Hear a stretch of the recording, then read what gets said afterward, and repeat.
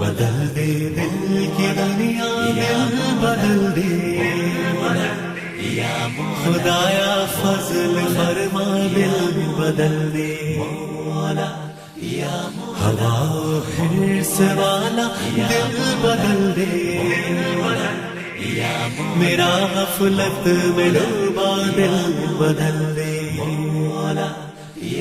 خدایا فضل فرما، دل بدل دے۔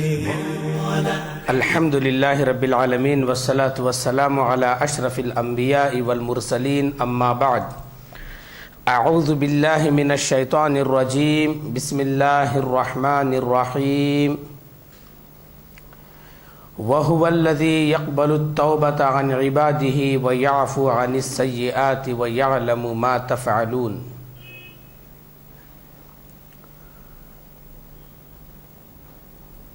محترم حضرات اور ماؤں بہنوں اور پیارے بچوں، ہر قسم کی تعریف اللہ تعالیٰ کے لیے لائق اور زیبا ہے۔ اللہ کی کتاب سب سے سچی کتاب ہے۔ اللہ کے نبی محمد رسول اللہ صلی اللہ علیہ وسلم کا طریقہ ہمارے لیے واجب الاتباع ہے۔ دین میں نئی چیز بدعت ہے، بدعت گمراہی ہے، اور گمراہی کا انجام دوزخ ہے۔ محترم حاضرین، بغیر کسی تمہید کے آج ہم اپنا درس شروع کرنا چاہتے ہیں۔ دیکھیے، آج کے درس کا موضوع ہے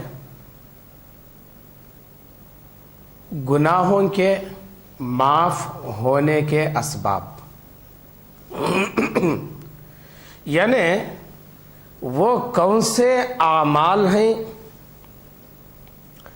وہ کون سے اسباب اور ذرائع ہیں جس سے ہمارے گناہ معاف ہوتے ہیں۔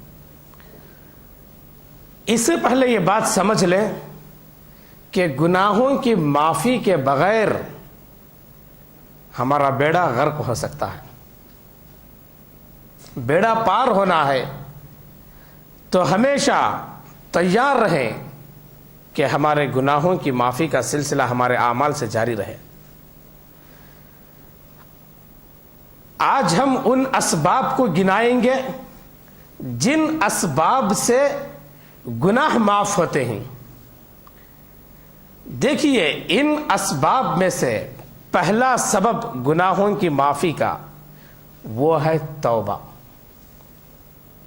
توبہ سے گناہ معاف ہوتے ہیں۔ اللہ تعالیٰ قرآن حکیم کے اندر فرماتا ہے وَهُوَ الَّذِي يَقْبَلُ التَّوْبَةَ عَنْ عِبَادِهِ وَيَعْفُو عَنِ السَّيِّئَاتِ وَيَعْلَمُ مَا تَفْعَلُونَ۔ یہ سورہ شورى کی آیت نمبر 25 ہے، سورۃ الشورى آیت 25۔ اللہ فرماتا ہے وہی اللہ ہے، وَهُوَ الَّذِي، وہی اللہ ہے، یقبل التوبۃ عن عبادہ، اپنے بندوں کی توبہ قبول فرماتا ہے، ویعفو عن السیئات، اور ان کی برائیوں کو، ان کے گناہوں کو معاف کر دیتا ہے، اور وہ اللہ جانتا ہے جو کچھ تم کر رہے ہیں۔ تو معلوم یہ ہوا کہ اللہ تعالی کی جہاں پر بے شمار نعمتیں ہمارے اوپر ہیں، اللہ تعالیٰ کے بے شمار احسانات ہمارے اوپر ہیں، وہیں پر اللہ کا ایک احسان ہمارے اوپر یہ ہے کہ وہ اللہ تعالیٰ ہمارے گناہوں کو معاف فرماتا ہے اور ہماری توبہ قبول فرماتا ہے۔ اب سوال یہ ہے کہ توبہ آدمی کو کب کرنا چاہیے؟ یہ سوال ہے، توبہ آدمی کو کب کرنا چاہیے؟ تو اللہ تعالیٰ قرآن حکیم کے اندر فرماتا ہے انما التوبۃ علی اللہ للذین یعملون السوء بجہالۃ ثم یتوبون من قریب فاولئک یتوب اللہ علیہم وکان اللہ علیما حکیما۔ سورہ نساء کی آیت نمبر 17 ہے، 17۔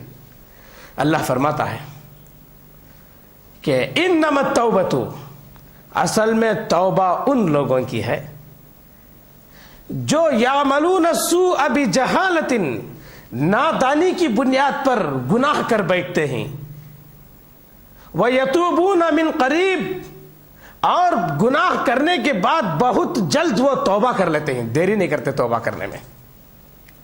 یتوبون من قریب، بہت جلدی وہ توبہ کر لیتے ہیں، اس کے اندر وہ دیری نہیں کرتے، تو اللہ تعالیٰ فرماتا ہے فَأُولَٰئِكَ يَتُوبُ اللَّهُ عَلَيْهِمْ، یہ ایسے لوگ ہیں ان کی توبہ اللہ تعالیٰ قبول فرماتا ہے۔ دیری نہیں کرتے، گناہ پہ گناہ کرتے جاتے ہیں، گناہ پہ گناہ، گناہ پہ گناہ، گناہ پہ گناہ، گناہوں کا ڈھیر بن جاتا ہے لیکن توبہ ہی نہیں کرتے۔ اور آگے کی آیت میں، یہی سورۃ النساء کی آیت نمبر 18 میں اللہ تعالیٰ فرماتا ہے وَلَيْسَتِ التَّوْبَةُ لِلَّذِينَ يَعْمَلُونَ السَّيِّئَاتِ حَتَّى إِذَا حَضَرَ أَحَدَهُمُ الْمَوْتُ قَالَ إِنِّي تُبْتُ الْآنَ، کہ ان لوگوں کی توبہ نہیں ہے، توبہ ان لوگوں کی نہیں ہے جو گناہ کرتے ہیں، گناہ کرتے ہیں یہاں تک کہ موت ان کے پاس آ جاتی ہے، موت کا فرشتہ ان کے پاس آ جاتا ہے۔ تو دیکھیے حتی اذا حضر احدہم الموت، کہ آدمی کی زندگی کا ایک ایک لمحہ جس کی کوئی ضمانت نہیں ہے، ایک ایک لمحہ جس کی کوئی ضمانت نہیں ہے کہ موت کبھی بھی آدمی کی آ سکتی ہے۔ آدمی عصر کی نماز پڑھ کے جاتا ہے، مغرب میں وہ مردہ پڑا رہتا ہے، کوئی موت زندگی کی ضمانت نہیں ہے، موت کب آ جائے، موت کا فرشتہ، موت کا پروانہ لے کر ہماری نگاہوں کے سامنے کب حاضر ہو جائے یہ کوئی نہیں جان سکتا۔ اسی لیے اللہ تعالیٰ کیا فرما رہا ہے یتوبون من قریب، تو گناہ کرتے ہیں فوراً ان کے دل پریشان ہو جاتے ہیں، ارے یہ کیا ہو گیا، ہمارے سے گناہ ہو گیا، ہم جلدی سے توبہ کر لیں۔ یتوبون من قریب، بہت جلد وہ توبہ کر لیتے ہیں تو اللہ تعالیٰ ان کی توبہ کو قبول فرما لیتا ہے۔ لیکن گناہ کے بعد توبہ نہیں کرتے، یہاں تک کہ موت کا فرشتہ سامنے آ جاتا ہے، اس وقت وہ توبہ کرتے ہیں۔ اور حتی حضر احدہم الموت، یہاں تک کہ موت سامنے آ جاتی ہے، قال انی تبت الآن، اب وہ بولنے لگتا ہے اب میں توبہ کروں گا، انی تبت الآن، اب میں توبہ کروں گا۔ تو اللہ بولتا ہے کہ یہ موت کے فرشتوں کو دیکھ کر توبہ کر رہا ہے، سکرات موت کے عالم میں داخل ہو کر یہ توبہ کر رہا ہے، ہم اس کی توبہ کو قبول نہیں فرماتے، وہ وقت کی توبہ قبول نہیں ہوتی ہے۔ دیکھیے ایک روایت اس طرح ہے، عن ابن عمر رضی اللہ تعالی عنہما قال رسول اللہ صلی اللہ علیہ وسلم انما يقبل توبۃ العبد ما لم يغرغر، رواہ ابن ماجہ فی کتاب الزہد۔ یہ روایت ابن ماجہ کتاب الزہد کے اندر ہے کہ اللہ کے نبی صلی اللہ علیہ وسلم نے فرمایا ان اللہ یقبل توبۃ العبد، اللہ تعالی بندے کی توبہ کو قبول فرماتا ہے، ما لم یغرغر، یہاں تک کہ اس کو غرغرے کا عالم نہ آ جائے، غرغرے کے عالم کے آنے سے پہلے تک اللہ اس کی توبہ کو قبول فرماتا ہے۔ ان اللہ یقبل توبۃ العبد ما لم یغرغر، یہ غرغرے کے عالم سے پہلے تک اللہ تعالیٰ توبے کے دروازے کو کھلا رکھا ہے، وہ جب چاہے توبہ کرے اللہ تعالیٰ اس کی توبہ کو قبول کرے گا۔ اب سوال یہ ہے کہ غرغرے کا عالم کسے کہتے ہیں؟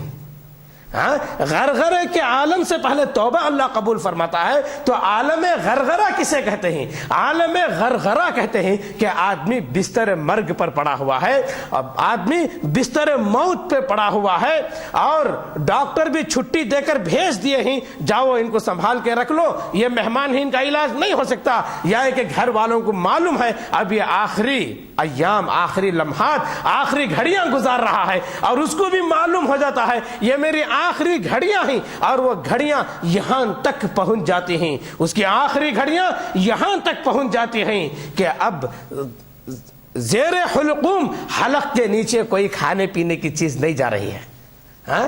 تو ایسے وقت یہ غرغرے کا عالم ہے، اور اس کو پہچاننے کا طریقہ یہ ہے کہ اس کے منہ میں اسپون سے پانی کو ڈالا جائے، زبان سے تو وہ پانی گزر جائے گا لیکن حلق کے نیچے نہیں اترے گا، پانی واپس آ جائے گا، تو یہ غرغرے کا عالم ہے۔ ایسے وقت میں جو توبہ ہوتی ہے وہ توبہ قبول نہیں ہوتی۔ توبہ کا وقت اس سے پہلے تک اللہ تعالیٰ دیا ہے. تو گناہوں کی معافی کا ایک سبب کیا معلوم ہوا؟ توبہ. چلیے دوسرے سبب کی طرف آتے ہیں، استغفار. دوسرے نمبر پر استغفار. اللہ رب العالمین فرماتے ہیں والذین اذا فعلوا فاحشة او ظلموا انفسهم ذکروا اللہ فاستغفروا لذنوبهم ومن یغفر الذنوب الا اللہ. یہ سورہ آل عمران کی آیت نمبر 135 ہے. سورہ آل عمران 135. اللہ تعالیٰ فرماتا ہے اور جو لوگ اذا فعلوا فاحشة فحش کام کر بیٹھتے ہیں، یعنی بڑے بڑے گناہ کرتے ہیں، بڑے بڑے گناہ، فاحشہ بڑے گناہ. ان گناہوں سے بچنے کے لیے طریقہ کیا ہے؟ ان الصلاۃ تنہی عن الفحشاء والمنکر. یہ فحش سے روکنے والی چیز نماز ہے، نماز کی پابندی کرو. والذین اذا فعلوا فاحشة، وہ لوگ جو فحش کام کرتے ہیں، بڑے بڑے گناہ کرتے ہیں، او ظلموا انفسهم، اپنے آپ پہ ظلم کر بیٹھتے ہیں، تو وہ لوگ کیا کرتے ہیں؟ ذکر اللہ، اللہ کو یاد کر لیتے ہیں.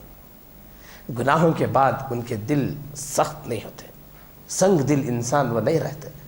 گناہ کے بعد شرمندگی ہوتی ہے، ندامت ہوتی ہے، پشیمانی ہوتی ہے، پریشان ہو جاتے ہیں، ان کے دل دہل جاتے ہیں.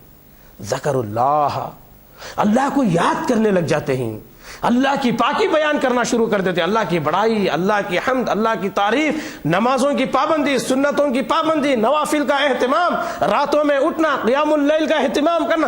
ذکر اللہ، اللہ کو یاد کرنے لگ جاتے ہیں. فاستغفروا لذنوبہم، صرف اللہ کو یاد نہیں کرتے بلکہ استغفار کرتے ہیں، اپنے گناہوں پہ استغفار کرتے ہیں. تو اللہ تعالیٰ فرماتا ہے کہ وَمَن يَغْفِرُ الذُّنُوبَ إِلَّا اللَّهُ، بھلا اللہ کے علاوہ کون ان کے گناہوں کو معاف کر سکتا ہے؟ اللہ ہی گناہوں کو معاف کر سکتا ہے.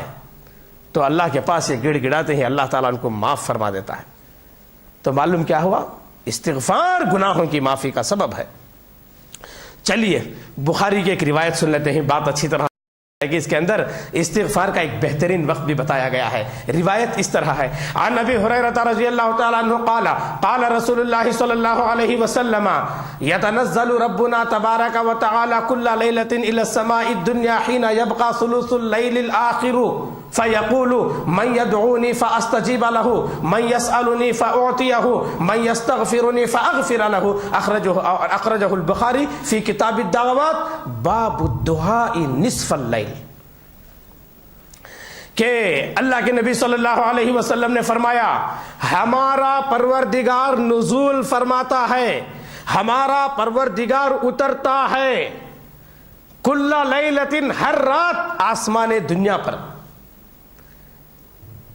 آسمان دنیا پر ہمارا رب ہر رات اترتا ہے، 15 شعبان کو نہیں، ہر رات. کل لیلۃ، ہر رات اترتا ہے. تو دیکھیے یہاں پر رک کر عقیدے کا ایک مسئلہ سمجھ لیں، عقیدے کا ایک نقطہ سمجھ لیں. یتنزل ربنا تبارک و تعالی، ہمارا رب نزول فرماتا ہے. نزول فرمانا، اترنا. آدمی اترتا کب ہے؟ جب اوپر ہو. اللہ جب ہر جگہ موجود ہے تو اترنے کا معنی کیا ہوا؟ اترنے کا معنی کیا ہوا؟ تو معلوم یہ ہوا کہ الرحمن علی العرش استوى، اللہ تعالیٰ جو ہے عرش پر، رحمان عرش پر مستوی ہے. حین یبقى ثلث اللیل الآخر، جب رات کا آخری حصہ باقی رہ جاتا ہے اس وقت اترتا ہے. فیقول، اور اللہ تعالیٰ یہ بولتا ہے، پکارتا ہے، من یدعونی فاستجیب لہ، کون ہے جو مجھے پکارے میں اس کا جواب دوں گا. اب دیکھیے جو لوگ غیروں سے وسیلہ لیتے ہیں، قبروں کے پاس جاتے ہیں، یہ بولتے ہیں کہ اللہ تعالیٰ سے یہ ہماری سفارش کریں گے، ہم گنہگار بندے کہاں اللہ تعالیٰ سے بلا واسطہ رابطہ قائم کر سکتے ہیں. ان کا رد اللہ کے نبی صلی اللہ علیہ وسلم نے بتا دیا. اللہ تعالیٰ بولتا ہے من یدعونی، یہ من عام ہے، کون ہے جو مجھے پکارے، فاستجیب لہ، میں اس کا جواب دوں گا. من یسألنی فاعطیہ، کون ہے جو میرے سے مانگے میں اسے دوں گا. من یستغفرنی، کون ہے جو میرے سے استغفار کرے، فاغفر لہ، میں اس کے گناہوں کو معاف کروں گا. یہ بخاری کتاب الدعوات کی روایت ہے. تو من یستغفرنی فاغفر لہ، استغفار. اس کے اندر ایک وقت بھی بتایا گیا کہ رات کے آخری حصے میں اٹھو، اللہ سے دعائیں کرو، استغفار کرو، پتہ نہیں موت کا فرشتہ کب ہمارے سامنے حاضر ہو جائے گا. استغفار سے گناہ معاف ہوتے ہیں. ٹھیک ہے، تیسرا سبب گناہوں کی معافی کا، الحسنات الماحیہ، یعنی ہماری نیکیاں ہمارے گناہوں کو مٹا دیتے ہیں. اللہ رب العالمین قرآن حکیم کے اندر فرماتا ہے ان الحسنات یذہبن السیئات، نیکیاں برائیوں کو ختم کر دیتی ہیں، مٹا دیتی ہیں. آدمی وضو کرتا ہے، گناہ گر جاتے ہیں. نماز پڑھتا ہے، گناہ مٹ جاتے ہیں، صغیرہ گناہ. صدقات و خیرات کرتے ہیں، صغیرہ گناہ مٹ جاتے ہیں، معاف ہو جاتے ہیں. احسان کرتے ہیں، گناہ معاف ہو جاتے ہیں. راستے سے تکلیف والی چیز کو ہٹا کر پھینکتے ہیں، گناہ معاف ہو جاتے ہیں. یہ نیکیاں، بھوکے کو کھانا کھلاتے ہیں، گناہ معاف ہو جاتے ہیں. ننگے کو کپڑا پہناتے ہیں، گناہ معاف ہو جاتے ہیں. یہ حسنات سیئات کو مٹا دیتی ہیں. ایک روایت سن لیتے ہیں اس تعلق سے. عن ابی ہریرہ رضی اللہ تعالی عنہ قال قال رسول اللہ صلی اللہ علیہ وسلم الا ادلکم علی ما یمحو اللہ بہ الخطایا ویرفع بہ الدرجات قالوا بلا یا رسول اللہ صلی اللہ علیہ وسلم قال اسباغ الوضوء علی المکارہ وکثرة الخطا الی المساجد وانتظار الصلاة بعد الصلاة فذلکم الرباط وفی روایت مالک فذلکم الرباط فذلکم الرباط وفی حدیث آخر فذلکم الرباط فذلکم الرباط فذلکم الرباط. ایک حدیث میں یہ رباط کا لفظ ایک مرتبہ ہے، ایک میں 2 مرتبہ ہے، اور ایک حدیث میں 3 مرتبہ ہے. روایت کہاں کی ہے؟ مسلم کتاب الطہارہ، باب فضل اسباغ الوضوء، باب فضل اسباغ الوضوء علی المکارہ. یہ باب بند ہیں امام نووی رحمہ اللہ. اللہ کے نبی صلی اللہ علیہ وسلم نے فرمایا کیا میں تم ہی وہ نسخہ نہ بتاؤں جس سے اللہ تمہارے درجات بلند فرماتا ہے اور تمہارے گناہوں کو مٹا دیتا ہے؟ صحابہ کرام نے فرمایا کیوں نہیں اے اللہ کے نبی صلی اللہ علیہ وسلم، ضرور بتائیے. تو آپ صلی اللہ علیہ وسلم نے فرمایا کہ اسباغ الوضوء علی المکارہ، تکلیف کے وقت میں بہترین انداز میں اور اچھے انداز میں مکمل وضو کرنا. سردی ہے، گرم پانی کا انتظام نہیں ہے، تو مسجدوں کے ساتھ لڑائی نہیں شروع کر دینا. کیسی مسجد ہے گرم پانی کا انتظام نہیں کرتے؟ نہیں. اسباغ الوضوء علی المکارہ، یہ تکلیف کے وقت میں اس پانی سے وضو کرو، اس سے گناہ معاف ہوتے ہیں، درجات بلند ہوتے ہیں. وکثرۃ الخطا الی المساجد، دور دور گھر ہیں پھر بھی مسجدوں کی طرف چل کر آنا. کثرت الخطا، زیادہ سے زیادہ قدم استعمال کرنا مساجد کی طرف آنے کے لیے. دیکھیں بنو سلمہ کا ایک قبیلہ تھا، انہوں نے دیکھا کہ مسجد نبوی کے قریب میں کچھ گھر خالی ہو گئے ہیں.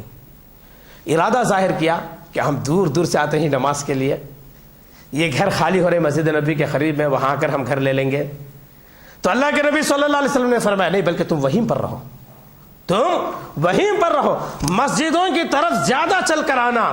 یہ قدم تمہارے اللہ کے پاس شمار ہوتے ہیں، لکھے جاتے ہیں، اس پر اجر و ثواب ہے، تمہارے درجات بلند ہوتے ہیں، تمہارے گناہ معاف ہوتے ہیں.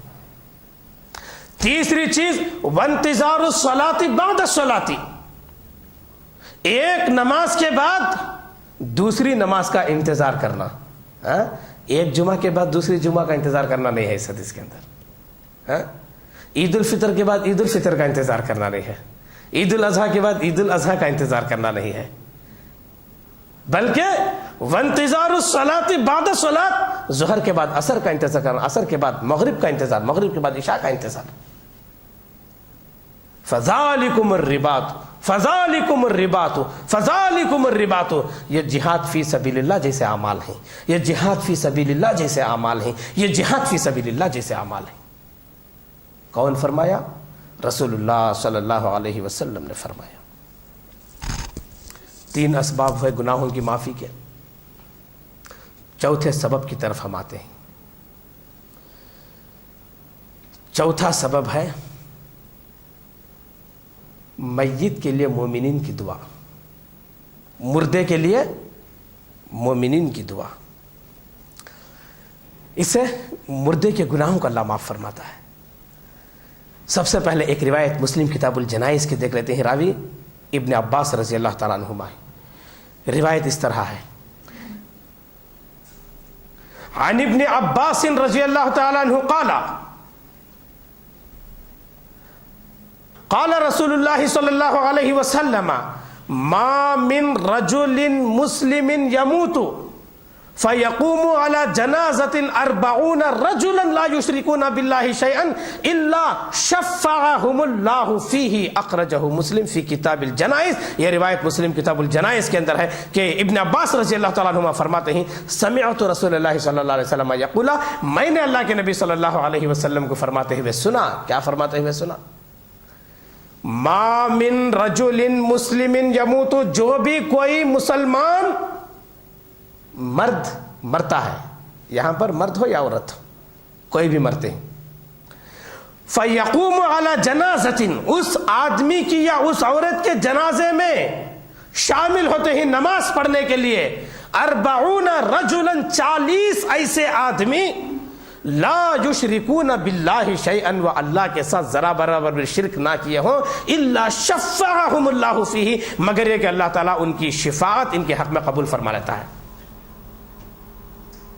40 رجلا، 40 آدمی لا یشرکون باللہ شیئا، جو اللہ کے ساتھ ذرا برابر بھی شرک نہ کیے ہوں۔ دیکھیے، دیکھتے ہیں شرک کی قباحت اور شرک کی شناعت کیا ہے۔ ایسے لوگوں کا شامل ہونا کچھ فائدہ نہیں دیتا جو مشرکین ہیں، بلکہ موحدین ذرا برابر شرک نہ کیے ہوں، ایسے 40 آدمی شریک ہو جائیں تو وہ مومن مسلمان، موحد مسلمان کی مغفرت اللہ تعالیٰ، چھوٹے اس کے گناہوں کو اللہ تعالیٰ معاف کر دیتا ہے۔ لیکن وہ جنازہ کس کا ہو، وہ مردہ کس کا ہو؟ ما من رجل مسلم، مسلمان کا ہو، مومن کا ہو، توحید پرست کا ہو، اس کی چھوٹی چھوٹی لغزشوں کو ان 40 آدمیوں کے شریک ہونے کی وجہ سے اللہ تعالیٰ معاف فرما دیتا ہے، ان کی شفاعت کو قبول کر دیتا ہے۔ اور ان کی وہ شفاعت کیا ہے؟ ان کی وہ شفاعت کیا ہے؟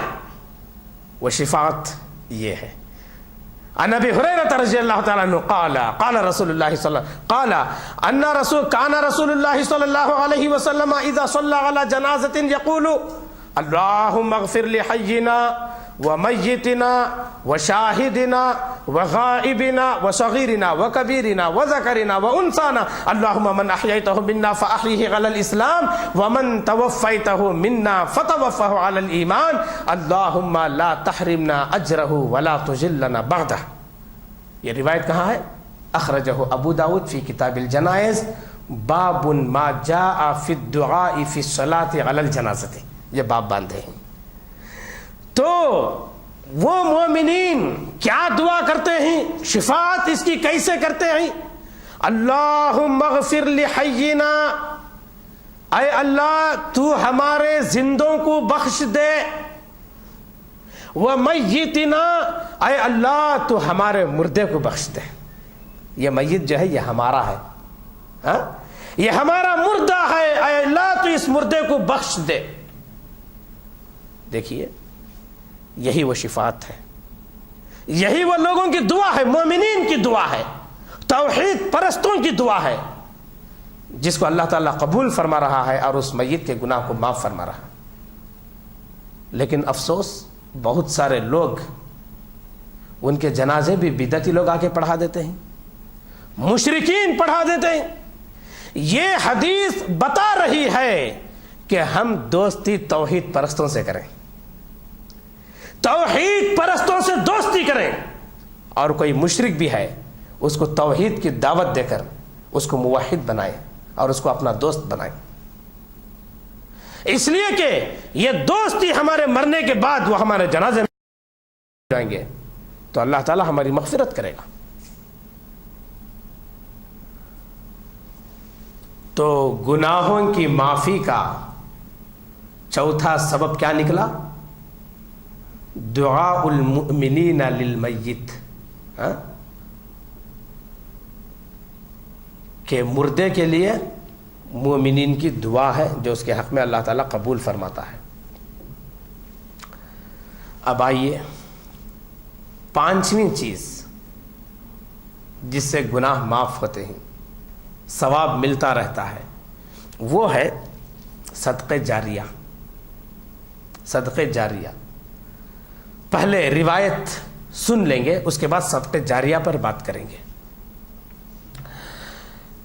روایت اس طرح ہے، عن ابی ہریرہ رضی اللہ تعالی عنہ قال قال رسول اللہ صلی اللہ علیہ وسلم اذا مات الانسان انقطع عنه عمله الا من ثلاثه الا من صدقة جاریة او علم ينتفع به او ولد صالح يدعو له، رواہ مسلم فی کتاب الوصیہ باب ما یلحق الانسان من الثواب بعد وفاته۔ یہ باب باندھا گیا ہے۔ تو دیکھیے اللہ کے نبی صلی اللہ علیہ وسلم نے فرمایا اذا مات الانسان، جب انسان مر جاتا ہے، یہاں پہ الف لام جنس کے لیے آیا ہے، یہ لا نفی جنس ہے، یعنی پورے انسانوں کو یہ جملہ شامل ہے، چاہے وہ نبی ہو، صحابی ہو، تابعی ہو، ولی ہو، زاہد ہو، عابد ہو، عالم ہو، کوئی بھی ہو، اذا مات الانسان، کوئی بھی انسان مر جاتا ہے، انقطع عنہ، تو تعلق کٹ جاتا ہے اس سے عبادتوں کا، عنہ کوئی تعلق باقی نہیں رہتا۔ جیسے اب ہم عصر کی نماز پڑھے، اللہ نے ہم کو اجر دیا، لیکن مرنے کے بعد یہ عمل باقی نہیں رہتا کہ ہم وہ نماز پڑھے اور اجر ملے، روزہ رکھے اجر ملے، خیرات کرے اجر ملے، یہ سلسلہ ختم ہو جاتا ہے۔ اب آگے جو تین چیزیں مستثنا ہیں اس کو بیان کرنے سے پہلے ایک بات بتائیں گے۔ دیکھیے جو آدمی مر گیا وہ آدمی اپنا کوئی عمل نہیں کر سکتا اس حدیث کی روشنی میں، تو مرا ہوا کسی کو اولاد کیسے دے سکتا ہے؟ کوئی فریاد اس کی کیسے سن سکتا ہے جبکہ وہ خود اس کا عمل نہیں کر سکتا؟ تو دوسرے اعمال وہ کیسے کر سکتا ہے؟ اب آئیے وہ تین چیزیں کیا کیا ہیں؟ الا من صدقۃ جاریۃ، اس میں سے ایک صدقہ جاریہ ہے۔ الا من صدقۃ جاریۃ، صدقہ جاریہ ہے، او علم ينتفع به، یا ایسا علم جس سے لوگ فائدہ اٹھائیں، او ولد صالح يدعو له، یا نیک اولاد جو ان کے حق میں دعائیں کرتی ہے۔ اب آئیے کہ صدقہ جاریہ اور علم نافع یہ سب ایسی چیزیں ہیں آدمی قائم کر کے چلا گیا، قیامت تک اس کا اجر اس کو ملتا رہے گا، قیامت تک ملتا رہے گا اس کا اجر اس کو۔ کوئی مسجد بنا کے چلا گیا، او بنا مسجدن، یہ مسجدیں کب تک رہتی ہیں معلوم؟ قیامت تک رہتی ہیں، قیامت کے زلزلے ہی ان کو گرا سکتے ہیں۔ مدارس قائم کر کے چلے گئے، کتاب و سنت کی تعلیم وہاں پر ہو رہی ہے، اور اللہ کی مخلوق اس سے فائدہ اٹھا رہی ہے۔ او ورثہ قرآنا، کوئی آدمی کسی کو قرآن جو ہے دے کے چلا گیا، لو بھیا قرآن پڑھو، قرآن پڑھ کے وہ ہدایت پہ آ گیا، وہ اپنے بچوں کو ہدایت پہ لایا، اس کی اولاد و احفاد ہدایت کے راستے کو اپنائی، پھر وہ اپنے دوستوں کو، اپنے خاندان میں فلاں فلاں فلاں کو اس کی تبلیغ کی ہے۔ یہ قرآن ہدیہ کرنے کی وجہ سے یہ صدقہ جاریہ ہو گیا، یہ علم نافع ہو گیا۔ او حفر بئرن، یا کوئی کنواں کھودا،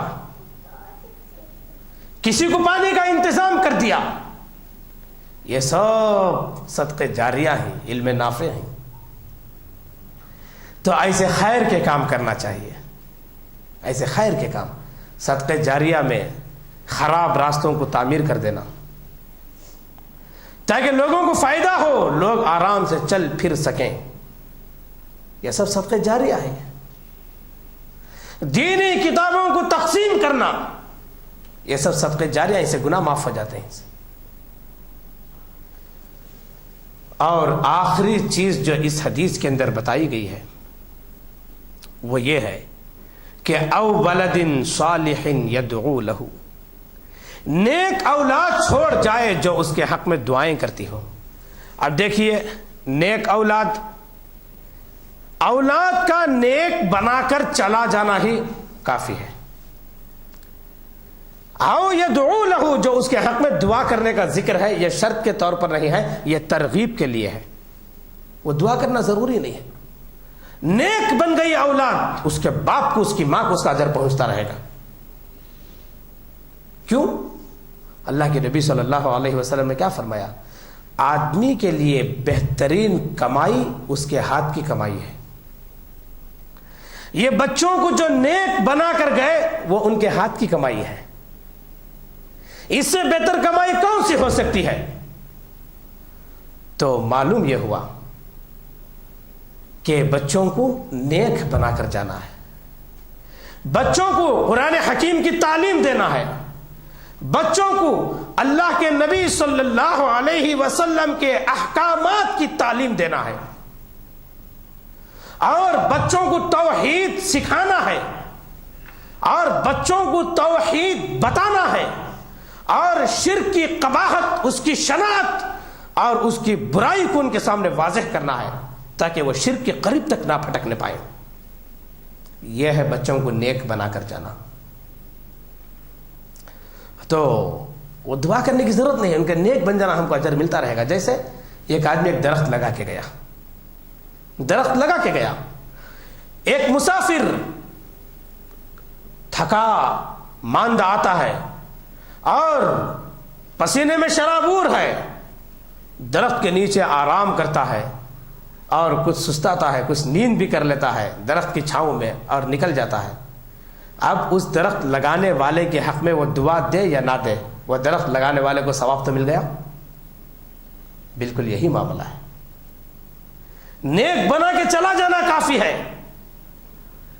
آج دیکھیے بچوں کی تربیت پہ زور والدین بہت کم دیتے ہیں، جبکہ اللہ کے صالح بندے ان بچوں کی تربیت کے لیے ادارے قائم کرتے ہیں، اپنا پیسہ خرچ کرتے ہیں، اپنی محنت لگاتے ہیں تاکہ قوم کے بچے قرآن و حدیث کے عالم بن جائیں۔ اگر قوم سوتی رہے تو کون کیا کر سکتا ہے؟ تو یہ سب صدقہ جاریہ ہے، بچوں کو نیک بنا کر جانا ہے۔ تو کتنی چیزیں ہو گئی؟ 5 ہو گئی۔ توبہ، استغفار، الحسنات الماحیہ، دعاء المؤمنین للمیت، اور ایک صدقہ جاریہ۔ 5 ہو گئی۔ چھٹی چیز کی طرف ہم آتے ہیں، شفاعت النبی صلی اللہ علیہ وسلم۔ اللہ اکبر، اللہ کے نبی صلی اللہ علیہ وسلم اپنی امت کے لیے شفاعت کریں گے، سفارش کریں گے، اے اللہ میری امت کے گناہوں کو معاف کر دے۔ لیکن کون سی امت؟ آپ کی امت میں جو توحید پرست تھے، جو مشرکین نہیں تھے، ان کے لیے وہ شفاعت کریں گے۔ اللہ اکبر۔ دیکھیے روایت پہلے سن لیجئے. عن ابی ہریرہ رضی اللہ تعالیٰ عنہ قال ان رسول اللہ صلی اللہ علیہ وسلم قال لکل نبی دعوت مستجابت یدعو بها وارید ان اختبئ دعوتی شفاعة لأمتی فی الآخرة. اخرجہ ابو داود فی کتاب، اخرجہ البخاری فی کتاب الدعوات باب لکل نبی دعوت مستجابت.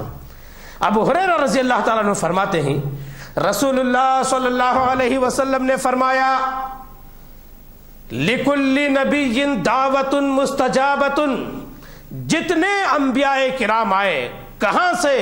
آدم علیہ السلام سے لے کر کہاں تک؟ موسیٰ و عیسیٰ و محمد صلی اللہ علیہ وسلم.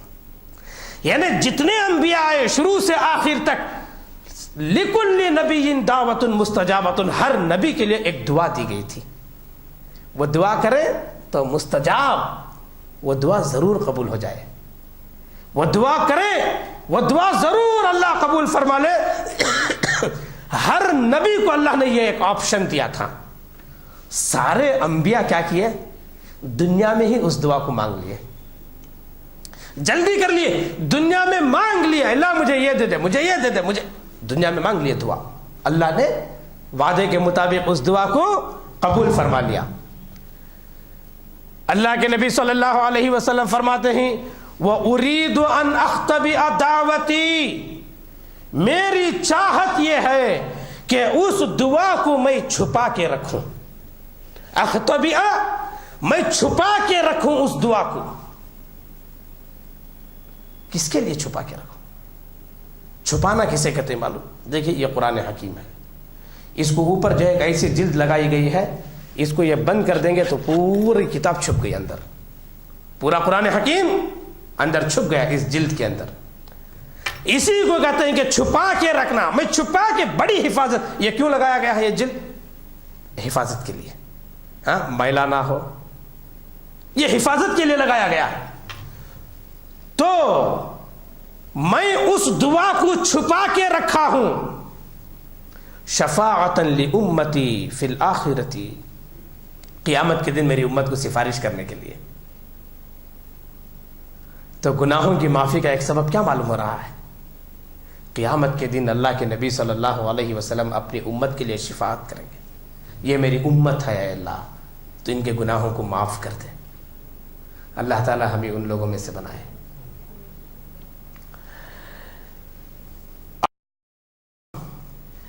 اس کے اندر ایک دوسری بھی روایت ہے، وہ روایت اور واضح ہے. روایت اس طرح ہے عن ابی ہریرہ رضی اللہ تعالیٰ عنہ قال قال رسول اللہ صلی اللہ علیہ وسلم انا سید ولد آدم یوم القیامت واول من ينشق عنه القبر واول شافع واول مشفع. اخرجہ مسلم فی کتاب الفضائل باب تفضیل نبینا صلی اللہ علیہ وسلم علی جمیع الخلائق. اللہ کے نبی صلی اللہ علیہ وسلم فرماتے ہیں قیامت کے دن میں اولاد آدم کا سردار ہوں گا. کون ہوں گے؟ اللہ کے نبی صلی اللہ علیہ وسلم سردار ہوں گے، اور کوئی وہاں پہ سردار نہیں ہوگا. وہاں پر کسی کو کسی کے دامن کو پکڑنے کی ضرورت نہیں ہے، اس لیے کہ وہ جو فضیلت بیان کی گئی ہے وہ اللہ کے نبی صلی اللہ علیہ وسلم کے لیے بیان کی گئی ہے. اور دامن پکڑ لیں گے، فلاں کا دامن پکڑ لیں گے، فلاں کا دامن پکڑ لیں گے، اللہ ساروں کو ننگے بدن اٹھائے گا. دامن کس کے پاس ہوگا وہاں؟ وَأَوَّلُ مِنْ يَنْشَقُّ عَنْهُ الْقَبْرُ، قیامت کے دن سب سے پہلے میری قبر ایسے کھلے گی. ینشقو کا معنی کھل، ایسے دو حصوں میں بٹنا، کھلنا. وَأَوَّلُ شَافِعٍ، اور سب سے پہلے میں شفاعت کروں گا. وَأَوَّلُ مُشَفَّعٍ، اور سب سے پہلے میری شفاعت قبول ہوگی. یہ کس کے حق میں؟ یہ امت کے حق میں. ضرورت اس بات کی ہے کہ گناہ ہر ایک سے ہوتا ہے، گناہ ہر ایک سے ہوتا ہے. گناہ کس سے نہیں ہوتا؟ اللہ کے نبی صلی اللہ علیہ وسلم نے فرمایا کل بنی آدم خطاء وخیر الخطائین التوابون. ساری بنو آدم گنہگار ہے، کوئی سے چھوٹا نہیں ہے، انبیاء بھی نہیں چھوٹے، ہر ایک سے گناہ ہوا ہے۔ جیسے کہا جاتا ہے وہ کون سا درخت ہے جس کو ہوا نہ لگی ہو، وہ کون سا انسان ہے جو گناہ نہ کیا ہو۔ کل بنی آدم خطاء، آدم کے سارے بچے گنہگار ہیں، بہترین گنہگار وہ ہیں۔ دیکھیے گنہگاروں کو بھی اللہ کے نبی نے بہترین کہا، کس بنیاد پر؟ وہ گنہگار جو گناہ کرنے کے بعد توبہ کر لیتے، تو وہ بہترین گنہگار ہیں، اللہ تعالیٰ ان کی توبہ کو قبول کرے گا، ان کے گناہوں کو معاف کر دے گا۔ سب گنہگار ہیں، لیکن شرک سے دور رہیں، بدعات خرافات سے دور رہیں، توحید پرست رہیں، سنتوں کے پابند رہیں۔ اس کے باوجود جو گناہ ہو رہے ہیں، انشاءاللہ قیامت کے دن ہمارے گناہ معاف ہو جائیں گے، یا دنیا میں بھی معاف ہو جائیں گے۔ یہ شفاعت النبی ہے۔ 6 اسباب ہو گئے، 7واں سبب یہ بڑا اہم ہے، 7واں سبب بڑا اہم ہے، اور یہ ایسا سبب ہے اس سے بڑھ کر اور کوئی سبب نہیں ہو سکتا، وہ رحمت الہی ہے۔ اللہ قیامت کے دن اپنی رحمت کی بنیاد پر لوگوں کے گناہوں کو معاف کر دے گا، رحمت الہی۔ دیکھیے ابو ہریرہ رضی اللہ تعالیٰ عنہ سے روایت ہے، وہ فرماتے ہیں، روایت پہلے سن لیں گے اس کے بعد بتاؤں۔ عن ابی ہریرہ رضی اللہ تعالیٰ عنہ قال قال رسول اللہ صلی اللہ علیہ وسلم لن ينجي احدا منكم عمله قالوا ولا انت یا رسول اللہ صلی اللہ علیہ وسلم قال ولا انا الا ان يتغمدني الله برحمة رواہ البخاری فی کتاب الرقاق باب القصد والمداومۃ علی العمل۔ یہ بخاری کتاب الرقاق کی روایت ہے کہ رسول اللہ صلی اللہ علیہ وسلم نے فرمایا لن ينجي احدا منکم عملہ، تم میں کا کوئی بھی آدمی اپنے عمل کی وجہ سے جنت میں نہیں جا سکتا، اپنے عمل کی وجہ سے جنت میں نہیں جا سکتا۔ یہ بات صحابہ کرام کو اتنی تعجب معلوم ہوئی، اے اللہ کے نبی صلی اللہ علیہ وسلم کیا کوئی آدمی عمل کی وجہ سے جنت میں نہیں جا سکتا؟ وَأَنْتَ یا رسول اللہ صلی اللہ علیہ وسلم، اے اللہ کے نبی صلی اللہ علیہ وسلم کیا آپ بھی اپنے عمل کی وجہ سے جنت میں نہیں جا سکتے؟ جبکہ آپ ایسی ایسی نمازیں پڑھتے ہیں، لا تسأل حسنہن وطولہن، آپ کی نمازوں کی رکعت کتنی لمبی لمبی، آپ کے سجود، آپ کے رکوع کتنی دیر دیر تک، اور یہ آپ کیا راتوں میں اٹھ کر نماز پڑھنا، آپ نے خود فرمایا انا اتقاکم و اشقاکم، میں تم میں سب سے زیادہ اللہ سے ڈرنے والا اور سب سے زیادہ تقوی والا، ولا انت یا رسول اللہ، اے اللہ کے نبی صلی اللہ علیہ وسلم کیا آپ بھی اپنے گناہ اپنے اعمال کی بنیاد پر جنت میں نہیں جا سکتے؟ تو آپ صلی اللہ علیہ وسلم نے کیا فرمایا؟ ولا انا، نہیں میں بھی میرے اعمال کی بنیاد پر جنت میں نہیں جا سکتا، الا ان یتغمدنی اللہ برحمت، یہاں تک کہ اللہ تعالیٰ مجھے اپنی رحمت میں ڈھانپ نہ لے، اپنی رحمت کی آغوش میں مجھے نہ لے لے، تب تک میں بھی نہیں جا سکتا، عمل کی بنیاد پر محض۔ تو ضرورت اس بات کی ہے کہ اللہ تعالیٰ کی رحمت کو حاصل کرنے کی کوشش کریں، ہاں؟ صرف اعمال کی بنیاد پہ نہیں، لیکن اس کا مطلب یہ نہیں کہ اللہ کی رحمت سے جنت میں جا سکتے ہیں، اس کا مطلب اعمال میں سست ہو جائیں گے، یہ مطلب نہیں، ہاں؟ عمل کرنا، لیکن محض وہ عمل تم کو جنت میں نہیں لے جا سکتا، اللہ کی رحمت تم کو جنت میں لے جائے گی۔ اعمال کرنا، اس کے پابند ہونا، تو یہ بات ہے۔ تو 7 سبب ہو گئے جس سے گناہ معاف ہوتے ہیں۔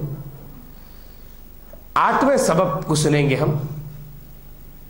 8واں سبب ہے مصائب علی المؤمنین، مومن کو کوئی مصیبت آتی ہے تو اس کے گناہ معاف ہو جاتے ہیں۔ مومن پر کوئی مصیبت آتی ہے تو اس کے گناہ معاف ہو جاتے ہیں. مثال کے طور پر ایک روایت سن لیتے ہیں. عن عائشہ رضی اللہ تعالیٰ عنہ قالت قال رسول اللہ صلی اللہ علیہ وسلم لا يصيب المؤمن شوكة فما فوقها الا رفع الله بها درجة وحتى عنها به خطيئة. رواہ احمد فی مسندہ. کہ عائشہ رضی اللہ تعالیٰ عنہ فرماتے ہیں کہ کسی بھی مومن کو کوئی مصیبت پہنچتی ہے شوکت، کانٹا چبھنے کی وجہ سے. شوکا کہتے ہیں کانٹے کو. کانٹا چبھنے کی وجہ سے مصیبت لاحق ہوتی ہے. الا رفع اللہ عز وجل بها درجة، اللہ تعالیٰ اس کی وجہ سے اس کے درجے کو بلند کر دیتا ہے. وحتى عنہ بها خطیئة، اور اس کی وجہ سے اس کے گناہوں کو معاف کر دیتا ہے. کیسے معاف کرتا ہے؟ بندہ چل رہا تھا، شوکت، کانٹا چبھا،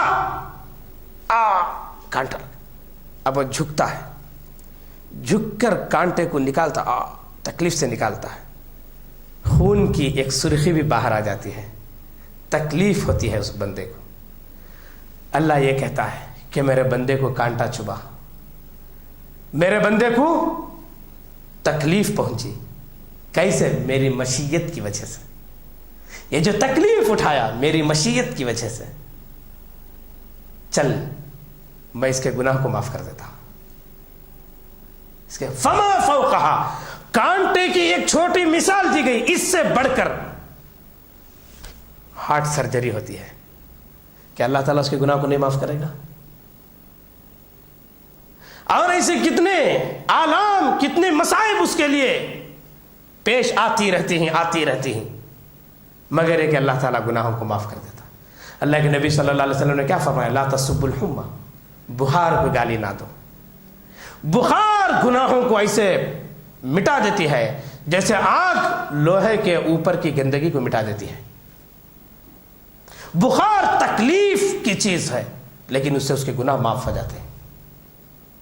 فما فوقہا، کانٹے سے بڑھ کر جو بھی چیز ہے اللہ تعالیٰ اسے ان کے گناہوں کو معاف کرتا رہتا ہے. اور دنیا کے اندر کوئی مصیبت اللہ تعالیٰ ڈال دیتا ہے، جیسے آپ صلی اللہ علیہ وسلم نے فرمایا من ابتلی البنات بشیء، کسی کو اللہ تعالیٰ لڑکیاں دیا اور اس کی وجہ سے وہ پریشان ہیں، لڑکیوں کی صحت ٹھیک نہیں رہتی، ان کی پرورش مشکل ہو رہی ہے. آپ صلی اللہ علیہ وسلم نے فرمایا ایسی ان لڑکیوں کی وجہ سے کسی کو آزمائش ملے، من ابتلی البنات بشیء کنا لہ سترا من النار، دوزخ میں جانے سے یہ پردہ بن جائیں گی، یہ آڑ بن جائیں گی، دوزخ میں جانے نہیں دیں گی. یہ روایت بخاری کتاب الزکات باب اتقوا النار ولو بشق تمرۃ میں ہے، اور مسلم کتاب البر والصلہ باب فضل الاحسان الی البنات میں ہے. تو اللہ تعالیٰ جب مصیبت دیتا ہے تو اس کے گناہوں کو اللہ تعالیٰ معاف فرما دیتا ہے. تو 8 چیزیں ہوئی. اب آئیے 9ویں چیز کی طرف. الاجتناب من الکبائر، بڑے بڑے گناہوں سے بچتے رہیں گے تو چھوٹے چھوٹے گناہوں کو اللہ تعالیٰ معاف فرما دیتا ہے. بڑے بڑے گناہوں سے بچتے رہیں گے تو چھوٹے چھوٹے گناہوں کو اللہ تعالیٰ یوں ہی معاف فرما دیتا ہے. اس کی دلیل میں قرآن حکیم کی آیت ہے، سورہ نساء آیت نمبر 31، ان تجتنبوا کبائر ما تنہون عنہ نکفر عنکم سیئاتکم وندخلکم مدخلا کریما. اگر تم ان بڑے بڑے گناہوں سے بچتے رہو گے جن سے بچنے کا حکم دیا گیا ہے تو اللہ تعالیٰ تمہارے گناہوں کو معاف کر دے گا، تمہارے گناہوں کو معاف کر دے گا. تو معلوم یہ ہوا کہ بڑے بڑے گناہوں سے بچنا چاہیے. دیکھیے اللہ کے نبی صلی اللہ علیہ وسلم نے فرمایا مسلم کتاب الطہارہ کی روایت ہے، عن ابی ہریرہ رضی اللہ تعالیٰ عنہ قال قال رسول اللہ صلی اللہ علیہ وسلم، عن ابی ہریرہ رضی اللہ تعالیٰ عنہ ان رسول اللہ صلی اللہ علیہ وسلم کان یقول الصلوات الخمس والجمعۃ الی الجمعۃ ورمضان الی رمضان مکفرات ما بینہن اذا اجتنب الکبائر، رواہ مسلم فی کتاب الطہارہ، رواہ مسلم فی کتاب الطہارہ، جی کتاب الطہارہ کی روایت کہ اللہ کے نبی صلی اللہ علیہ وسلم نے فرمایا 5 نمازیں اور ایک جمعہ سے دوسرا جمعہ اور ایک رمضان سے دوسرا رمضان، ان درمیان کے گناہوں کو اللہ تعالیٰ معاف کرتا رہتا ہے اذا اجتنب الکبائر، جب کبیرہ گناہوں سے لوگ بچتے رہیں گے، بڑے بڑے گناہوں سے بچتے رہیں گے تو ظہر اور عصر کے درمیان جو گناہ ہوئے وہ اللہ تعالیٰ چھوٹے گناہوں کو معاف کر دے گا، پھر عصر کے بعد سے مغرب تک جو چھوٹے چھوٹے گناہ ہوئے وہ نمازوں میں حاضری دیتا رہتا ہے، اللہ تعالیٰ اس کے گناہوں کو معاف کرتا ہے۔ اسی طریقے سے ایک جمعہ سے دوسرا جمعہ، ایک رمضان سے دوسرا رمضان۔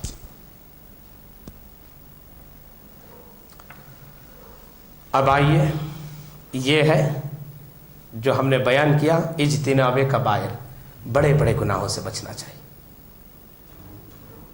کبائر نام پر کتابیں آئی ہیں، بڑے بڑے گناہ جس کو لوگ آسان سمجھ لیے ہیں، اس پر کتابوں کو ترتیب دیا گیا ہے، وہ پڑھیں، معلوم کریں کہ یہ بڑے بڑے گناہ ہیں، اس سے بچنے کی کوشش کریں، ہمارے چھوٹے چھوٹے گناہ خود بخود معاف ہوتے جائیں گے۔ تو کتنی چیزیں ہوئی، توبہ، استغفار، الحسنات الماحیہ، دعاء المؤمنین للمیت، صدقہ جاریہ، شفاعت النبی، رحمت الہی، مصائب، مصیبتیں، اور بڑے بڑے گناہوں سے بچتے رہنا، چھوٹے گناہ معاف ہو جائیں۔ آخری چیز باقی رہ گئی ہے، 10 چیزیں بیان کریں گے ہم، 10ویں چیز کو سن لیجئے، بات ختم ہو جائے گی، اس لیے کہ ضروری موضوع تھا، کیسے کیسے ہمارے گناہ معاف ہوتے ہیں۔ بدون ارادت القلب، آدمی کوئی گناہ کرتا ہے لیکن دل میں اس کا ارادہ نہیں ہوتا، دل میں ارادہ نہیں ہوتا اس کا، لیکن گناہ کر لیتا ہے، گناہ ہو جاتا ہے وہ، تو اللہ تعالیٰ اسے گناہوں کو معاف کر دیتا ہے، اگرچہ کہ یہ گناہ بڑے سے بڑا کیوں نہ ہو۔ مثال کے طور پر بڑے بڑے گناہوں میں کیا ہے؟ قتل، ارے کسی کا خون کر دینا، قتل کر دینا، اتنا بڑا گناہ ہے یہ۔ اللہ کے نبی صلی اللہ علیہ وسلم نے فرمایا، عن ابی ہریرہ رضی اللہ تعالیٰ عنہ قال قال رسول اللہ صلی اللہ علیہ وسلم اول ما يقضى یوم القیامت بین الناس الدماء، رواہ النسائی فی کتاب المحاربہ، یہ روایت نسائی کتاب المحاربہ کے اندر موجود ہے کہ قیامت کے دن سب سے پہلے بندوں سے جو حساب ہوگا وہ خون کا ہوگا، خون کا حساب ہوگا۔ ایک روایت کے اندر ہے اول ما یحاسب به العبد یوم القیامت صلاته، قیامت کے دن سب سے پہلے جو حساب ہوگا وہ نماز کا ہوگا، وہاں پر نماز ہے، یہاں پر خون ہے، کیا مطلب ہے دونوں حدیثوں کا؟ نماز کا تعلق عبادات سے ہے، خون کا تعلق معاملات سے ہے۔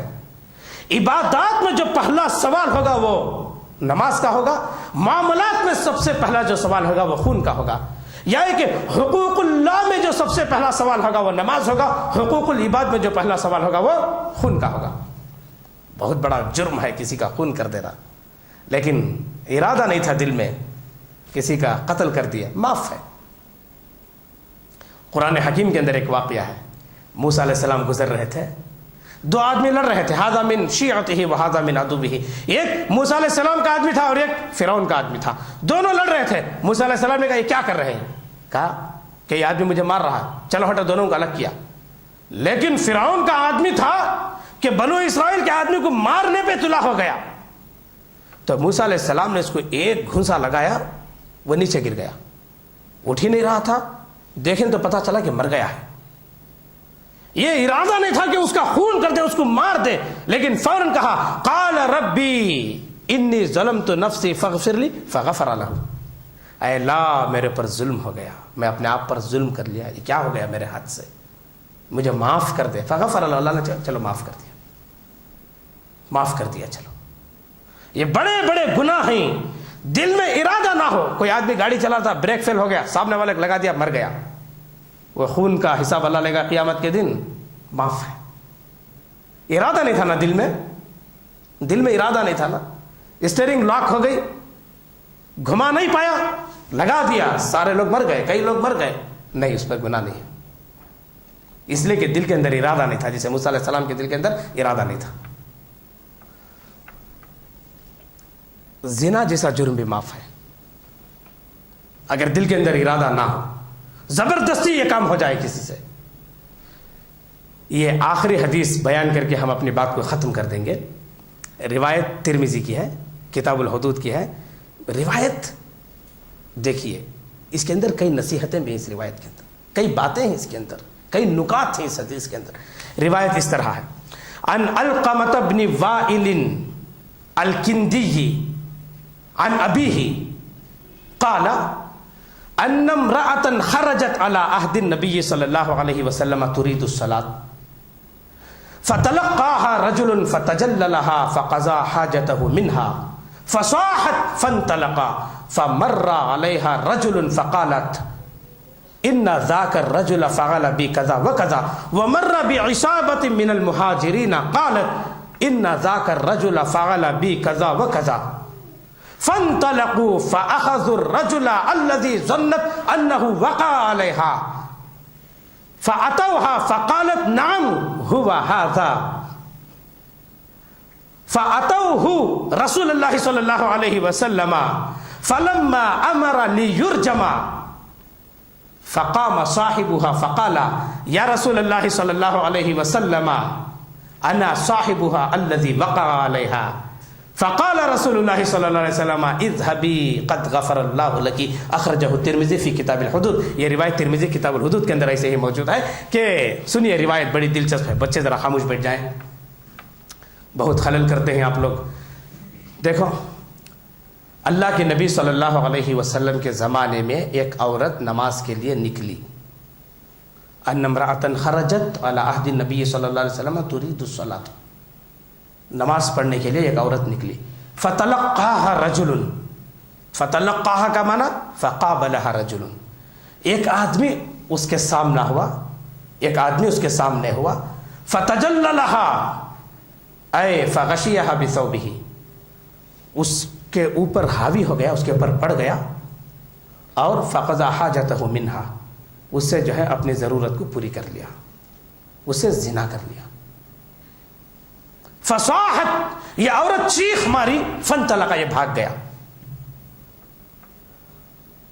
فمر علیہا رجل، وہاں سے ایک دوسرا آدمی گزرا، تو اس عورت نے کہا، فقالت، اس عورت نے کہا، ان ذاک الرجل فعل بی کذا و کذا، دیکھو یہ آدمی میرے ساتھ ایسے ایسے کیا ہے، یہ آدمی میرے ساتھ یہ بدکاری کیا ہے۔ فمرت بعصابۃ من المہاجرین، پھر اچانک مہاجرین کی ایک جماعت گزری، وہ عورت ان لوگوں سے بھی یہی کہا، ان ذاک الرجل فعل بی کذا و کذا، کہ دیکھو یہ آدمی میرے ساتھ ایسے ایسے کیا ہے۔ کون آدمی؟ ایک دوسرا آدمی جو گزرا، اس کو اس عورت نے بتا کے کہا، یہ بھاگ گیا، ایک دوسرے آدمی کو بتا کے کہا۔ فانطلقوا، مہاجرین کی جماعت نکلے، فاخذوا الرجل الذي ظنت انه وقع عليها، وہ عورت کا گمان تھا کہ یہ مرد کیا ہے، گئے جا کے اس کو جو ہے پکڑ کے لائے، اس کو پکڑ کے لائے، اس کے ساتھ فاتوها، اس کے سامنے لا کر اسے کھڑا کیا۔ اس عورت نے کہا، نعم ہوا ھذا، ہاں اسی نے کیا، اسی نے کیا۔ فاتوه رسول اللہ صلی اللہ علیہ وسلم، اس کے بعد اس آدمی کو رسول اللہ صلی اللہ علیہ وسلم کے پاس لائے۔ لانے کے بعد رسول اللہ صلی اللہ علیہ وسلم نے کیا کہا؟ فلما امر لیرجم، جب رسول اللہ صلی اللہ علیہ وسلم نے حکم دیا کہ اس کو رجم کر دو، اس کو رجم کر دو۔ دیکھیے، ایک بے گناہ رجم ہونے جا رہا ہے، بے گناہ ہے، وہ رجم ہونے جا رہا ہے۔ فقام صاحبها، وہ جو حقیقی آدمی تھا وہ ادھر کھڑ کے دیکھ رہا تھا، جیسے رجم کا حکم دیا گیا فوراً دوڑ کے آیا اور آ کر کہنے لگا، یا رسول اللہ صلی اللہ علیہ وسلم انا صاحبها، اے اللہ کے نبی صلی اللہ علیہ وسلم، وہ سے نہیں، اس کو ہٹا دو، میں نے یہ جرم کیا ہے۔ غیرت دیکھیے، ایک مسلمان بھائی بے گناہ مارا جانے والا تھا، غیرت دیکھیے، انا صاحبھا، اے اللہ کے نبی صلی اللہ علیہ وسلم کہ وہ میں آدمی ہوں، میں نے ایسے کیا تھا۔ اس کے بعد آپ صلی اللہ علیہ وسلم نے کہا اذهبی قد غفر اللہ لکی، اے عورت تم جاؤ، اللہ نے تمہارے گناہ کو معاف کر دیا ہے۔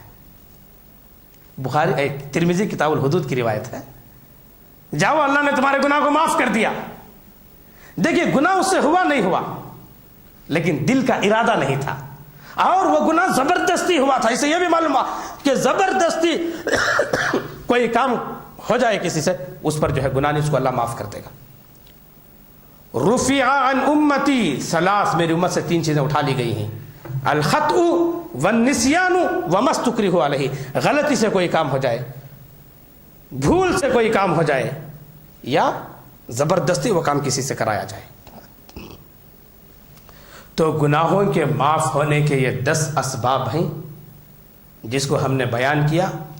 ایک توبہ، استغفار، الحسنات الماحیہ، دعاء المؤمنین للمیت، صدقہ جاریہ، شفاعت النبی، رحمت الہی، مصائب المؤمنین، اجتناب الکبائر، بڑے بڑے گناہوں سے بچنا، اور آخری چیز بدون ارادت القلب، اب استکراہ، دل میں ارادہ نہیں تھا وہ گناہ، یا کہ زبردستی کسی سے کوئی گناہ کرائے، وہ بھی معاف ہے۔ اللہ سے دعا ہے کہ اللہ تعالی ہمیں ان باتوں کو سمجھنے اور اس پر عمل کرنے کی توفیق عطا فرمائے۔ آمین۔ السلام علیکم ورحمۃ اللہ وبرکاتہ۔